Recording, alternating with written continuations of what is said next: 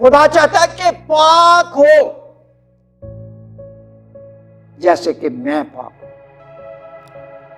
اس لیے ہمارا خدا جو ہے وہ پاک خدا ہے. اگر آپ نے اس کے پاس جانا ہے تو پھر آپ کو پاک ہونا پڑے گا. آپ کوئی بھی ہو, کسی بھی چرچ سے, کسی بھی ڈینومینیشن سے اور کسی بھی مذہب سے آپ کا تعلق ہے, میں آپ کو یہ بات کہنا چاہوں گا کہ ضرور پاکیزگی کو اپنی زندگی میں گناہوں سے پاک ہو.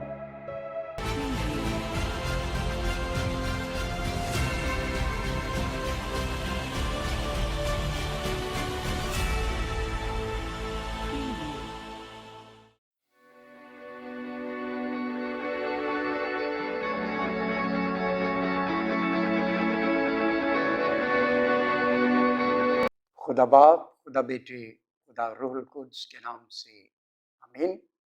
آپ سب کی خدمت میں سلام پیش کرتا ہوں. میرا نام پاسٹر دمیانو صادق ہے اور میرا تعلق رحمہ اسمبلیز لاہور پاکستان سے ہے. آپ کی خدمت میں ایک اور میسیج لے کر حاضر ہوں, اور آج پاکیزگی کے تعلق سے ہم بات کرنے والے ہیں. بہت سے لوگ جو ہیں وہ پاکیزگی کی حدوں کو نہیں جانتے. بہت سے لوگ جو ہیں وہ پاکیزگی کی زندگی بسر نہیں کرتے, اور بہت سے لوگ جو ہیں وہ پاکیزگی کے مطلب کو بھی نہیں جانتے.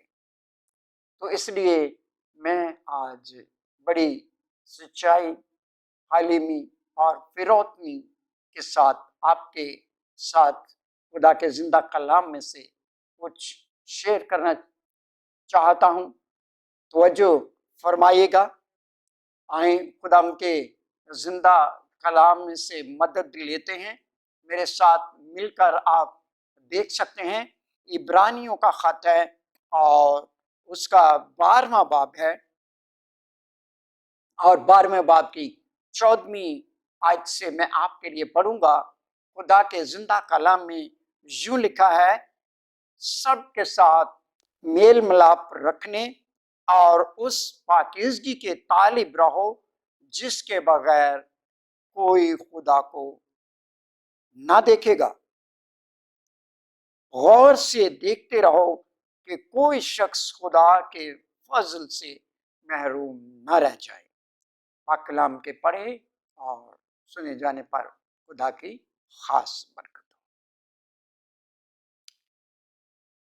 عبرانیوں کے خط کا مصنف جو ہے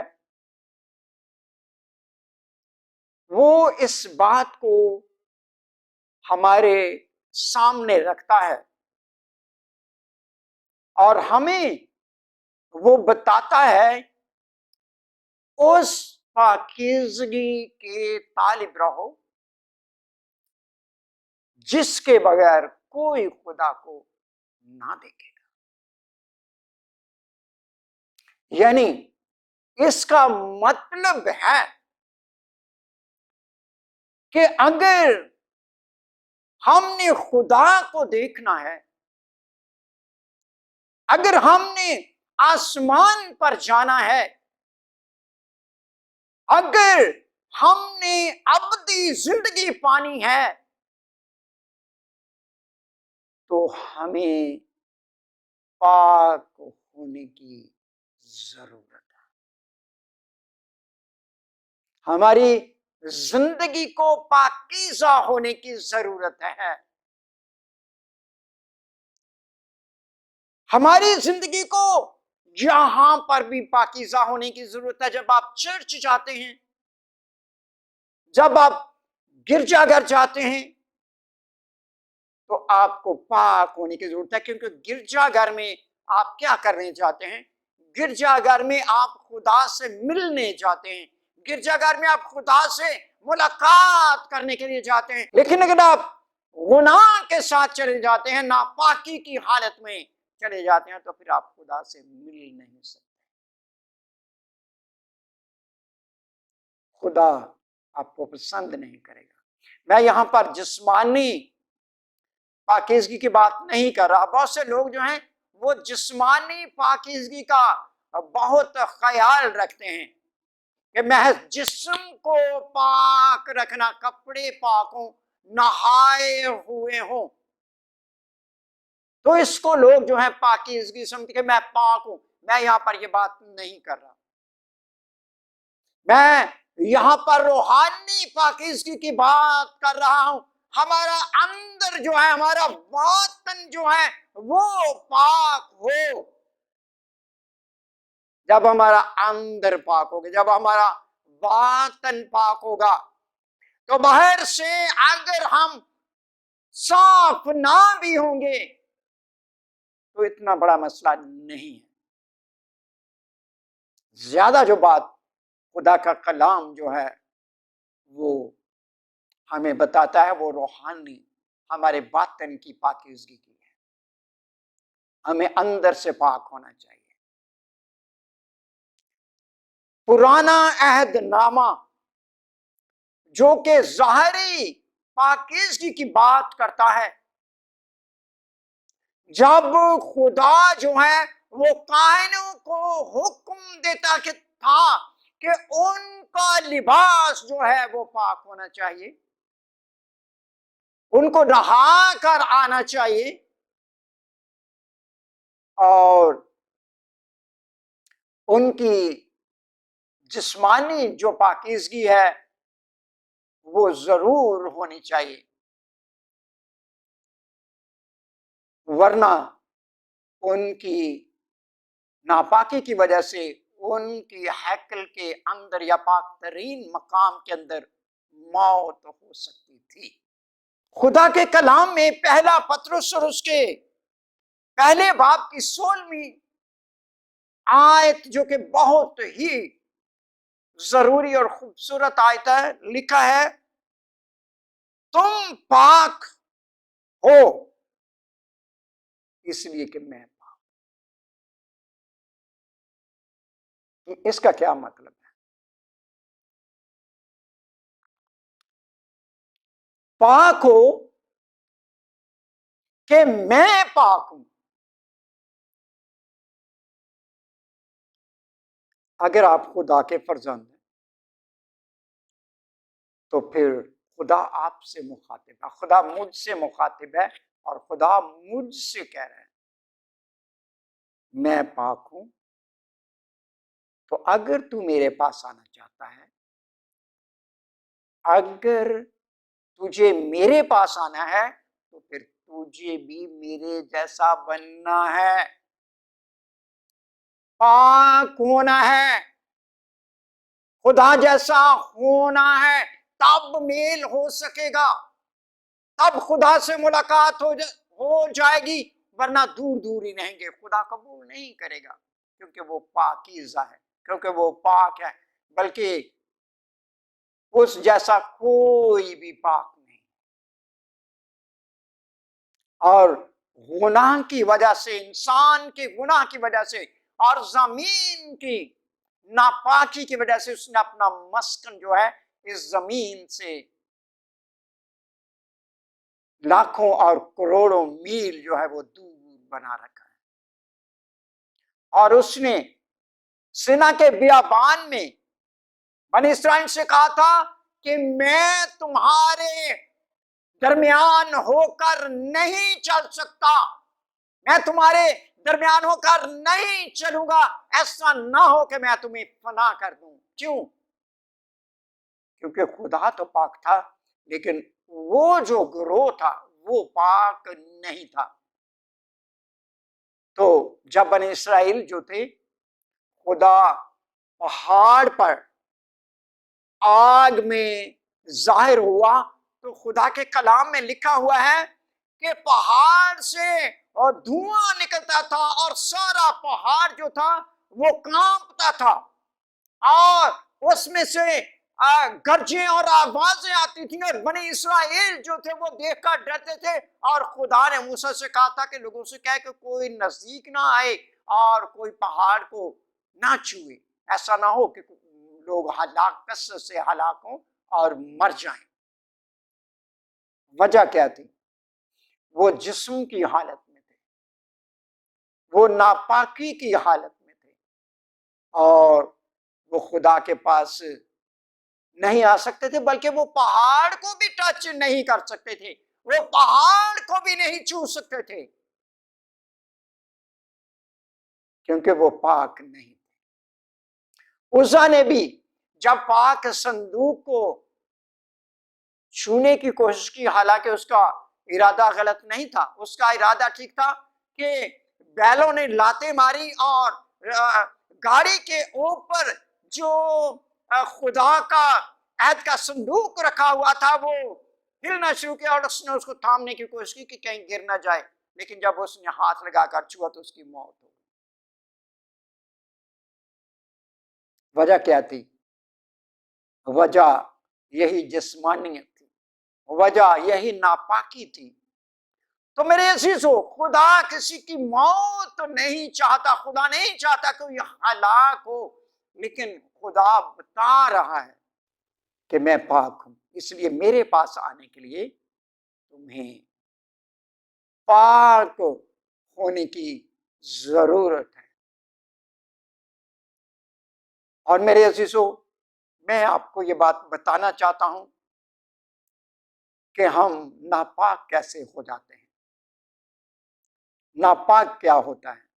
ناپاک وہ نہیں ہوتا کہ جو نہایا نہ ہو، ناپاک وہ نہیں ہوتا کہ جس کے کپڑے صاف نہ ہو، ناپاک وہ ہوتا ہے جس نے گناہ کیا ہو۔ وہ دراصل کوڑی ہوتا ہے، وہ دراصل ناپاک ہوتا ہے۔ اور پرانے عہد نامے میں جو کوڑی ہوتا تھا اس کو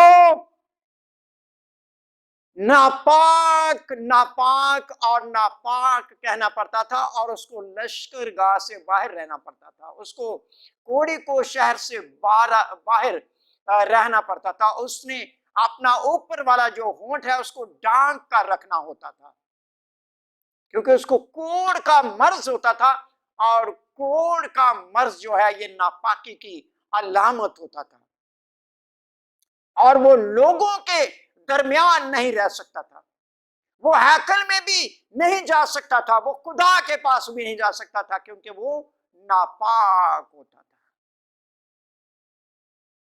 آج کے دور میں نئے عہد میں گناہ جو ہے اس کوڑ کی علامت ہے۔ دیکھ لیں، موازنہ کریں، غور کریں، تجربہ کریں کہ کس طرح سے کوڑی جو تھا وہ لشکرگاہ سے باہر رہتا تھا، وہ دور رہتا تھا اور ناپاک ناپاک چلاتا تھا۔ لیکن آج گرچہ فضل کا دور ہے تو اس طرح ایک گناہ آلودہ شخص کو کیسا ہونا چاہیے؟ وہ بھی ناپاک ہے، وہ خدا کے پاس نہیں جا سکتا۔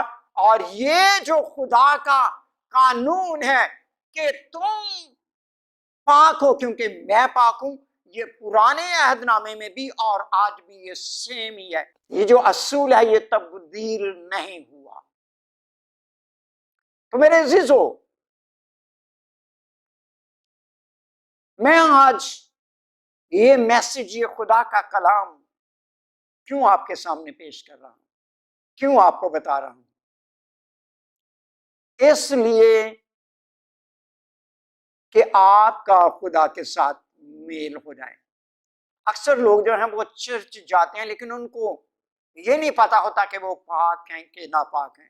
بعض لوگ جو ہیں وہ ناپاک ہوتے ہیں اور چرچ چلے جاتے ہیں۔ کیسے ناپاک ہوتے ہیں؟ انہوں نے توبہ نہیں کی ہوتی، وہ نئے سرے سے پیدا نہیں ہوتے، وہ گناہ کے ساتھ ہی عبادات میں شامل ہوتے رہتے ہیں، ان کی زندگی میں گناہ ہوتا، ناپاکی ہوتی ہے۔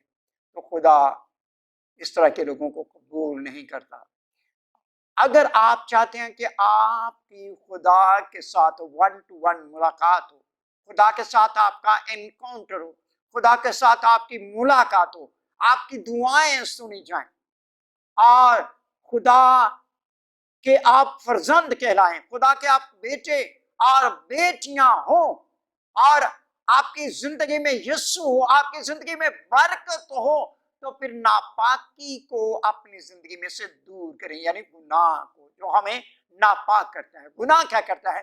گناہ انسان کو ناپاک کر دیتا ہے، اور گناہ کی وجہ سے خدا جو ہے وہ انسان سے منہ موڑ لیتا ہے۔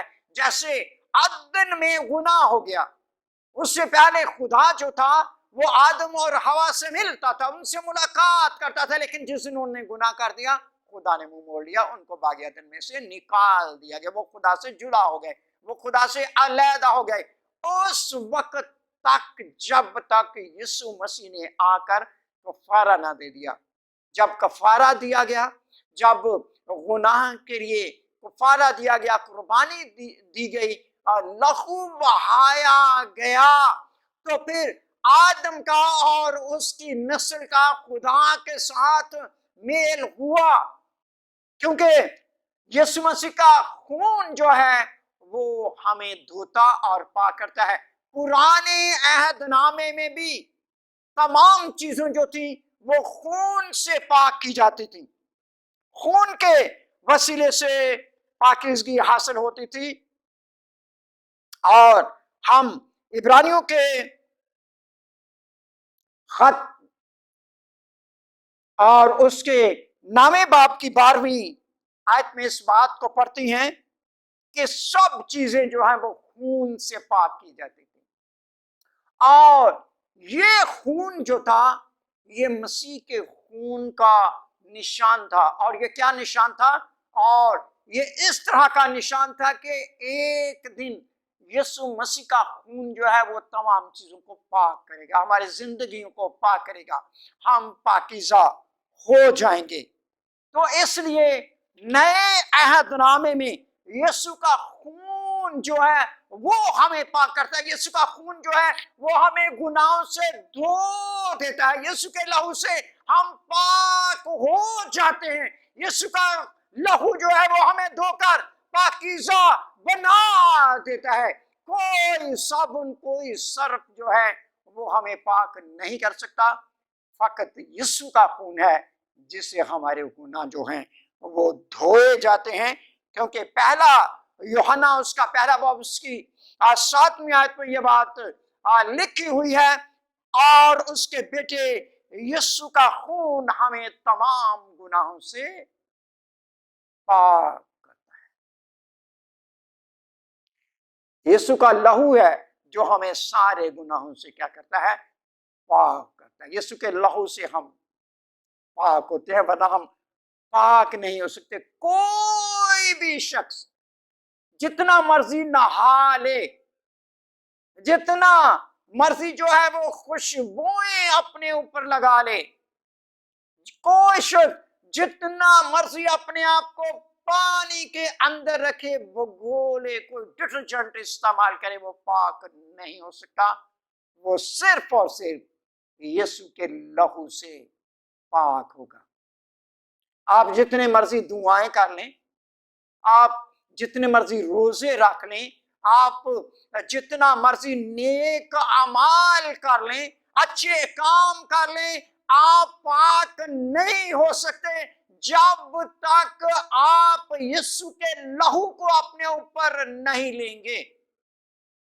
جب یسوع کا لہو آپ کے اوپر آئے گا، جب یسوع کے خون سے آپ دھلیں گے، تبھی آپ پاک ہوں گے۔ کیونکہ خدا کے کلام میں یہ بات لکھی ہوئی ہے کہ یسوع کا لہو ہی ہے جو آپ کے گناہوں کو کیا کرتا ہے؟ دھوتا ہے۔ جب آپ یسوع پر ایمان لاتے ہیں، جب آپ توبہ کرتے ہیں، جب آپ بپتسمہ لیتے ہیں، جب آپ روح کا بپتسمہ لیتے ہیں، تو یہ ساری چیزیں جو ہیں وہ آپ کو پاک کرتی ہیں، ورنہ ہم کیا ہو جاتے ہیں؟ ہم ناپاک ہی رہتے ہیں۔ تو میرے عزیزو، میں آج آپ کے ساتھ اس بات کو کلیئر کرنے جا رہا ہوں اور اس بات کو شیئر کر رہا ہوں کہ اگر آپ چاہتے ہیں کہ آپ خدا کے ساتھ ملے، آپ خدا سے ملنا چاہتے ہیں، تو پھر خدا کی شرط ہے۔ خدا آپ سے کہہ رہا ہے، خدا مجھے کہہ رہا ہے تم پاک ہو کیونکہ میں پاک۔ تو خدا فرماتا ہے کہ میرے جیسے بنو۔ خدا کہتا ہے کہ میرے پاس آنا ہے تو پھر میرے جیسے بن کر آؤ۔ خدا کہتا ہے کہ پاک ہو کر میرے پاس آؤ، اور پاکیزگی کا سامان میں نے تم کو مہیا کر دیا ہے۔ پاکیزگی کا طریقہ میں نے آپ کو دے دیا ہے، میں نے اپنا بیٹا آپ کو دے دیا ہے،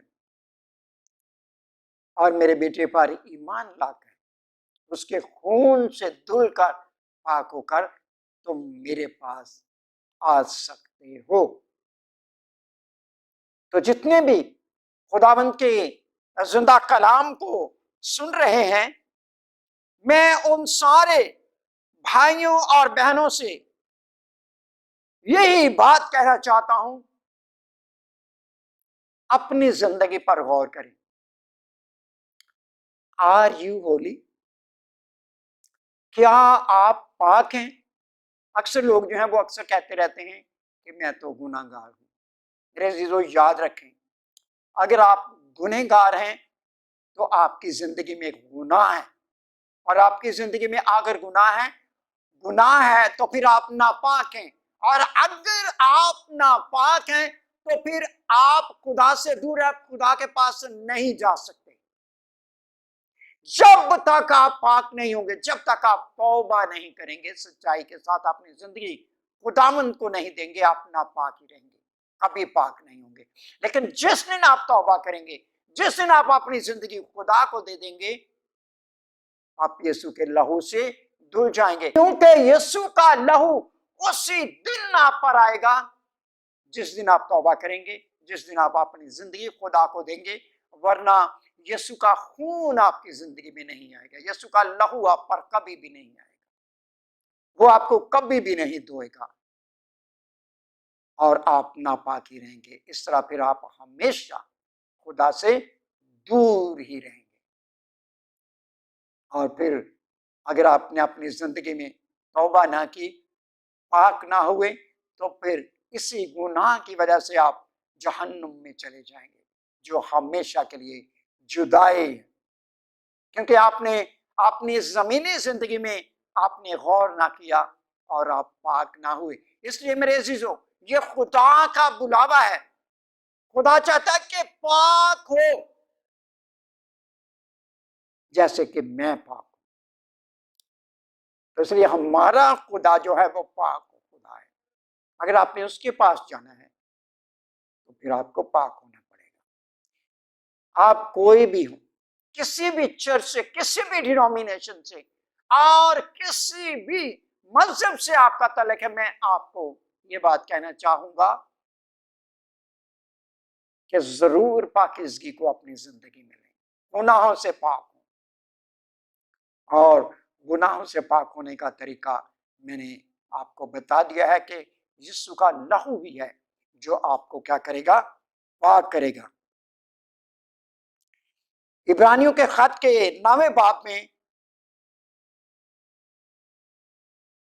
بڑی خوبصورت بات جو ہے وہ عبرانیوں کا مصنف کہتا ہے، 9 باب 23ویں آیت میں لکھا ہے، پس ضرور تھا کہ آسمانی چیزوں کی نقلیں تو ان کے وسیلے سے پاک کی جائیں، مگر خود آسمانی چیزیں ان سے بہتر قربانیوں کے وسیلے سے۔ تو بہتر قربانی کون سی قربانی ہے؟ بہتر قربانی یسوع کی قربانی، اور یسوع کی قربانی جو ہے اس سے ہمیں معافی ملتی ہے، اور ہمارے گناہ جو ہیں وہ دھوئے جاتے ہیں، کیونکہ مسیح اس ہاتھ کے بنائے ہوئے پاک مکان میں داخل نہیں ہوا جو حقیقی پاک مکان کا نمونہ، بلکہ آسمان ہی میں داخل ہوا تاکہ اب خدا کے روح ہماری خاطر حاضر ہو۔ وہ ہمارے لیے اس نے خون بہایا ہے، اور ہمارے لیے کام کو کمپلیٹ کر کے آسمانی مقاموں میں داخل ہوا ہے۔ اس لیے میرے عزیزو، خدا کے کلام میں لکھا ہوا ہے، کیونکہ شریعت جس میں آئندہ کی اچھی چیزوں کا عکس ہے، शरीयत में आइंदा की, यानी कि नए अहद नामे की चीजों का अक्सर वो असली नहीं थी, वो बैरूनी थी, अंदरूनी नहीं थी, वो हकीकी नहीं थी, वो महज अक्स था। लेकिन नए अहदनामे में हकीकी चीजें हैं, और उन चीजों की असली सूरत नहीं, उन एक ही तरह की कुर्बानियों से जो हर साल बिला नागा गुजरानी जाती थी, पास आने वाले को हरगिज कामिल नहीं कर सकती, वरना उनका गुजराना मौकूफ ना हो जाता। कुर्बानियां क्यों रोक दी गई हैं बनी इसराइल में, हैकल क्यों ढा दी गई थी? क्योंकि वो कुर्बानियां कामिल नहीं करते थे। जब सन 70 में हैकल को ढा दिया गया, रोमियों ने उसे ढा दिया, तो ये खुदा की तरफ से भी था, ताकि अब जो असली कुर्बानी दी जा चुकी है, अब जो खून बहाया जा चुका है, तो मजीद अब कुर्बानियों की जरूरत नहीं रही। तो मेरे अजीजों, इब्रानियों 10 बाब और उसकी 4थी आयत में लिखा है, क्योंकि मुमकिन नहीं कि बैलों और बकरों का खून गुनाहों को दूर करे। बैलों और बकरों के खून से गुनाह दूर नहीं होते। इसलिए मेरे अजीजों, यीशु मसीह ने अपना खून दिया। यीशु मसीह कामिल कुर्बानी थी, और उसका लहू जो है वो हमें क्या करता है, पाक करता है। क्योंकि 10 बाब और उसकी 14वीं आयत में लिखा हुआ है, क्योंकि उसने एक ही कुर्बानी चढ़ाने से उनको हमेशा के लिए कामिल कर दिया, जो पाक किए जाते हैं, जो यीशु पर ईमान लाते हैं, वो पाक किए जाते हैं, जो उसके खून से धुलते हैं, जो यीशु के नाम को कबूल करते हैं, जो यीशु मसीह पर ईमान लाते हैं, जो तौबा करते हैं। तो इसलिए मेरे अजीजों, अगर आप चाहते हैं कि आपका खुदा के साथ मेल हो और आप खुदा के पास जाएं, तो आपको पाक होने की जरूरत है। क्योंकि खुदावंद कहता है, खुदावंद क्या फरमाता है? खुदावंद इस बात को फरमाता है कि तुम पाक हो जैसे कि मैं पाक हूं। और इब्रानियों के खत 12 बाब की 14वीं आयत में हमने पढ़ा है कि उस पाकीज़गी के तालिब रहो जिसके बगैर कोई खुदावंद को ना देखेगा। जब हम आसमान पर जाने वाले हैं, अगर हम आसमान पर जाना चाहते हैं, तो मेरे अजीजों, अपनी जिंदगी में पाकीज़गी को लाइए। पाक हो, नापाक ना रहे। खुदा के कलाम की सच्चाई की इन गहरी बातों पर जरूर गौर करें, और इस मैसेज को बार बार सुने। अगर समझ नहीं आती तो हमारे इस चैनल पर दिए गए नंबर पर राब्ता ज़रूर करें, हम आपको समझाएंगे और आपकी मदद करेंगे। खुदा इस कलाम के वसीले से आप सबको बड़ी